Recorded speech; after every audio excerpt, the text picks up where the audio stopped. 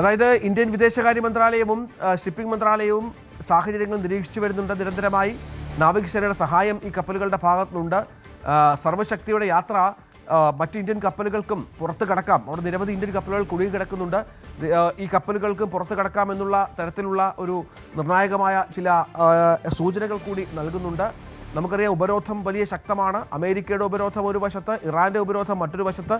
ഇതൊക്കെ അവഗണിച്ചുകൊണ്ട് മറികടന്നുകൊണ്ടാണ് എത്തിയത്. വിനോദ്, രഞ്ജിത്ത്, തീർച്ചയായും രണ്ടാഴ്ചയായി ഒരു ഇന്ത്യൻ കപ്പൽ ഹോർമൂസ് കടന്നിട്ട് ഇതാദ്യമായാണ് രണ്ടാഴ്ചയ്ക്ക് ശേഷം ഒരു കപ്പൽ ഹോർമൂസ് കടന്നെത്തുന്നത്. ഏതാണ്ട് 45,000 ടൺ LPGയുമായാണ് ഈ കപ്പൽ ഇന്ത്യൻ തുറമുഖത്തേക്ക് അടുക്കുന്നത്. നേരത്തെ യാത്ര തുടർന്നെങ്കിലും പിന്നീട് അമേരിക്കയുടെ ഉപരോധം മൂലം അവിടെ വഴിയിൽ കുടുങ്ങുകയായിരുന്നു. ഇപ്പോൾ കടന്നു വരുമ്പോൾ തീർച്ചയായും അത് നയതന്ത്ര വിജയം തന്നെയാണ്. കാരണം ഇറാനും അമേരിക്കയും അനുവദിച്ചാൽ മാത്രമേ അവിടെ നിന്ന് കപ്പലുകൾക്ക് കടന്നു പോകാൻ കഴിയൂ. ഒരുപക്ഷെ അമേരിക്ക അനുവദിച്ചാൽ പോലും ഇറാൻ സേന അവിടെ തടഞ്ഞിരുന്ന IRGSന്റെ അംഗങ്ങൾ അവിടെ കപ്പലുകൾ തടയുന്ന സാഹചര്യമുണ്ട്. അതല്ല, ഇറാൻ കടത്തിവിട്ട് കഴിഞ്ഞാൽ തീർച്ചയായും US പോരാളികൾ അത് തടഞ്ഞു ഇടുന്ന ഒരു സാഹചര്യമുണ്ടാകും. അങ്ങനെ വിവിധ രാജ്യങ്ങളുടെ കപ്പലുകൾ അവിടെ കുടുങ്ങിക്കിടക്കുന്ന ഒരു സാഹചര്യത്തിൽ ഇന്ത്യൻ കപ്പലുകൾ ഇടയ്ക്കെങ്കിലും അങ്ങനെ വരുന്നു എന്നത് വളരെ പ്രധാനപ്പെട്ട കാര്യമാണ്. പക്ഷേ നമുക്ക് ഇതുവരെ രാജ്യത്ത് വലിയ പ്രതിസന്ധിയിലേക്ക് പോകാൻ കഴിയാത്തത് റഷ്യയിൽ നിന്നടക്കമുള്ള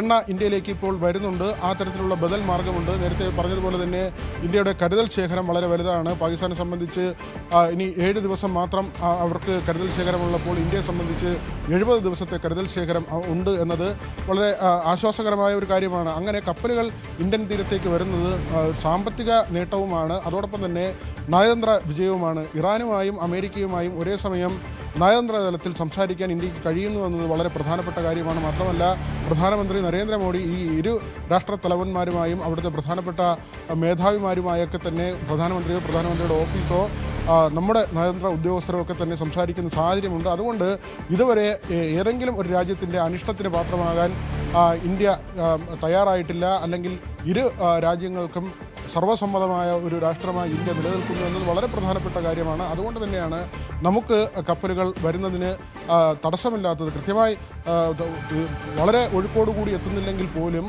ഇന്ത്യൻ കപ്പലുകൾ കടത്തിവിടുന്നതിന് ഇരു രാഷ്ട്രങ്ങളും തയ്യാറാകുന്നു എന്നത് അന്താരാഷ്ട്ര തലത്തിൽ ഇന്ത്യ കൈവരിക്കുന്ന വലിയൊരു നേട്ടം തന്നെയാണ്. രഞ്ജിത്ത്, തീർച്ചയായും വി വിനോദാണ് വിശദമായ വിവരങ്ങൾ പങ്കുവച്ചു.